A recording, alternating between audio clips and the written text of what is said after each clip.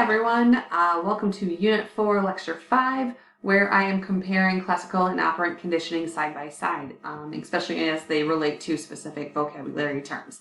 This is not so much a new teaching video as much as a tutorial or a review of these concepts, and hopefully you'll have some aha moments or some moments of clarity as I go through this. I encourage you to make sure that you listen to my examples and write them down, even if they're not on the screen. Don't just focus on what's on the screen, actually focus on the way I'm describing things. And I just recommend that you use a marker or a dark pen to help you write on some of these boxes that are a little bit darker in print. So let's see if I can keep this short and sweet. Here we go. Okay, first of all, what is the just basic difference between classical conditioning and operant conditioning? They are both associative learnings. So it's when you learn to pair up two or more things. So that's something that's not different. That is the same for both. Associative learning is kind of the overarching umbrella for both classical and operant conditioning. However, in classical conditioning, the association is between two stimuli, one of which is involuntary. And that's where these responses, those involuntary natural responses come from. Things like blinking, fear, feeling nauseous, maybe not necessarily actually throwing up, but feeling that way. There are more. These are just some of the ones we've talked about. Operant conditioning, on the other hand, forms associations as well, but this time between voluntary behaviors and the consequences, good or bad, that follow. So those voluntary behaviors, I like to think of as behavior choices, because it's up to the animal or the human to decide whether or not to do them. Things like whether or not to sit. You could think of this like a dog learning how to sit, or even a child learning to sit on the carpet appropriately for like morning meeting in elementary school. Things like whether or not to do your homework or chores and what happens to you if you do or don't do those things, and then kind of piggybacking on that, getting good grades. This is not all about children, but a lot of our examples focus on children because it's easy to identify. This is a graphic that maybe would help you with these associations, especially because of the animals, and might also help you remember the big kahuna psychologists that go with them. So classical conditioning, we see a sound, and we see a dog, and we see food, and so hopefully that jogs our memory that this is Pavlov's baby. So classical conditioning is where we associate involuntary response in the stimulus.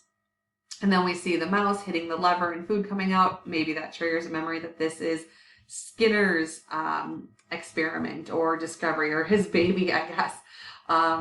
And he developed a Skinner box to see, or an operant chamber to see whether or not or how a mouse will determine when to hit a lever to see if food comes out. So associating involuntary behavior, whether or not to hit this lever, and a consequence, so whether or not you get rewarded or punished from your actions. Okay, first I want to compare the two in regards to acquisition. Acquisition is that teaching learning phase.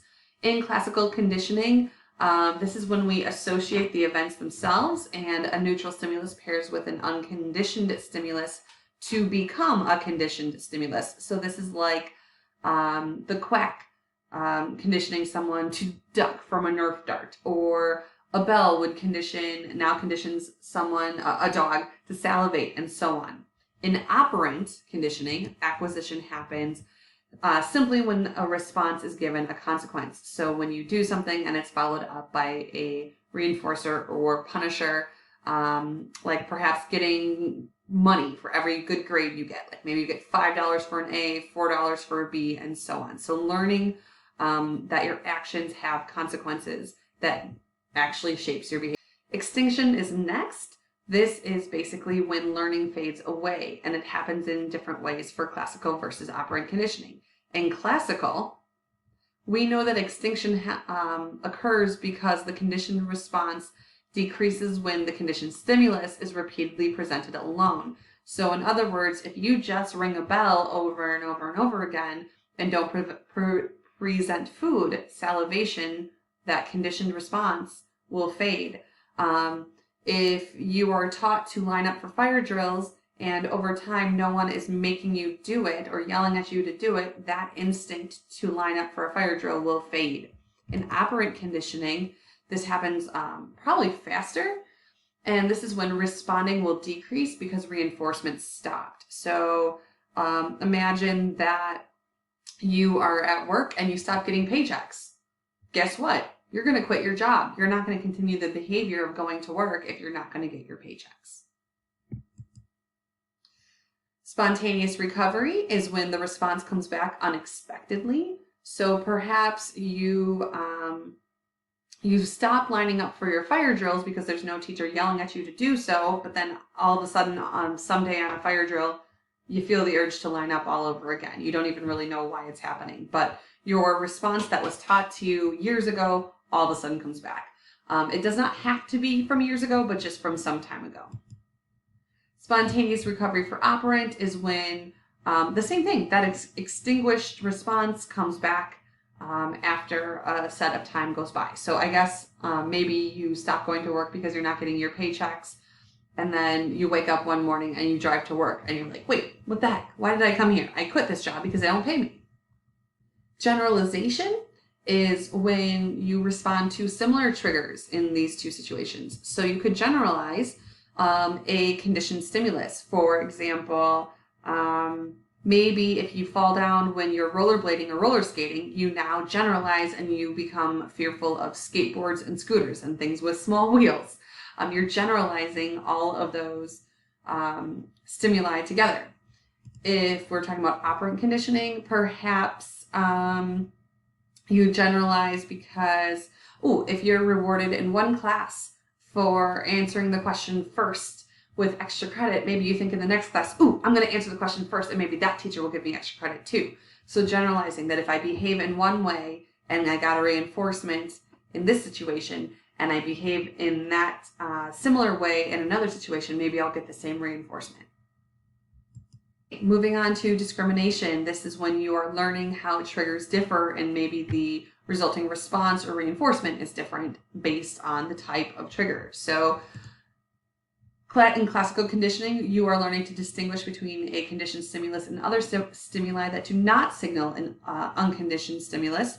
So for example, maybe I like going to Aldi because the products are cheaper and I get out of the store faster. So going to Aldi makes me feel good. Meanwhile, I learned to not like going to Sendik's because it is bigger and the aisles are tighter and the products are more expensive. And so I am not left feeling warm and fuzzy when I go to Sendik's. So simply going to a grocery store and feeling like I have something accomplished produces a different feeling from one store versus the other. So I am discriminating between the two situations. Operant conditioning, maybe you have, let me think of an example. Let's say you are a little kid and you throw a tantrum when mom is around because you know every now and then when you throw a tantrum, mom's going to actually give you candy to shut you up. But meanwhile, you don't throw tantrums around dad ever because you know he'll never cave and give you candy. He will let you scream it out or you might even get punished. But you realize that even though they're both your parents, the way you behave in front of one versus the other is different because the reinforcements or punishments are different. The next comparison is how biology influences learning depending on classical versus operant conditioning. Another way to think about this is our body's natural urges that push us towards certain behaviors.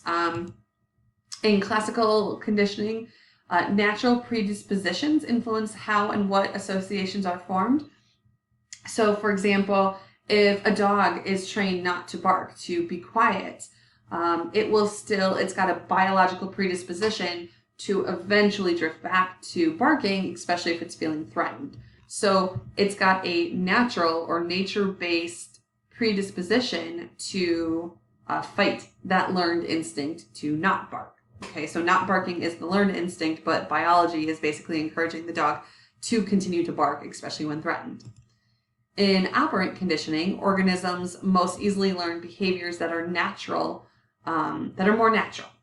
And unnatural behaviors instinctively drift back towards natural ones. So this kind of goes along with the barking one, but another example might be more along the lines of teaching a dog to fetch feels very natural because dogs to survive know how to go after a target and grab it with their mouth. And so that might be an easily learned behavior, but it might be harder for a dog to learn a circus trick like maybe dancing on its back paws, because that's not a natural state for a dog at all. So some dogs can learn how to do that, but maybe that would come very, very difficult for other dogs, and so that's not something easily learned. Another way to think about cognitive influences is to think about how thinking is involved in the process. For classical conditioning, organisms develop an expectation that a conditioned stimulus signals the arrival of an unconditioned stimulus. So the organism needs to be able to consciously predict a pattern, or maybe subconsciously. It doesn't necessarily have to be consciously, but that there's some level of thinking involved, that when that bell rings, I will get my food, and so now I will salivate.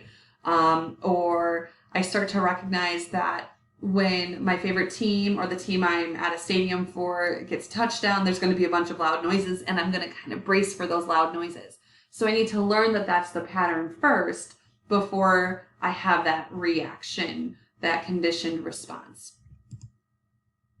In operant conditioning, there's a cognitive influence that an organism develops an expectation that a certain reinforcement or punishment will follow the behavior. So perhaps, it's understanding how reinforcements and punishments are connected to the choices that you're making in terms of your behavior. So maybe you don't study, so then the natural consequence is that you get bad grades.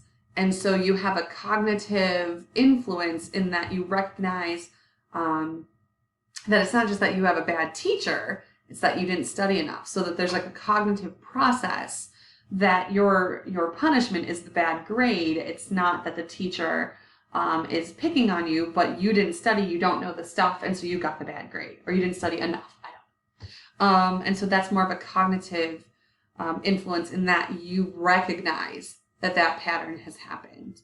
Or you recognize like, oh, yep, if I don't study, I'm not going to get a good grade. Or you recognize, no, if I study a lot, I am going to get a better grade than if I didn't study in the first place. Make sure you're noting to yourself which one of these still doesn't make sense to you, or maybe you don't recognize how one applies to classical and not operant, or vice versa. And make sure you bring that to my attention in office hours or perhaps in class, and I will do my best to clarify again.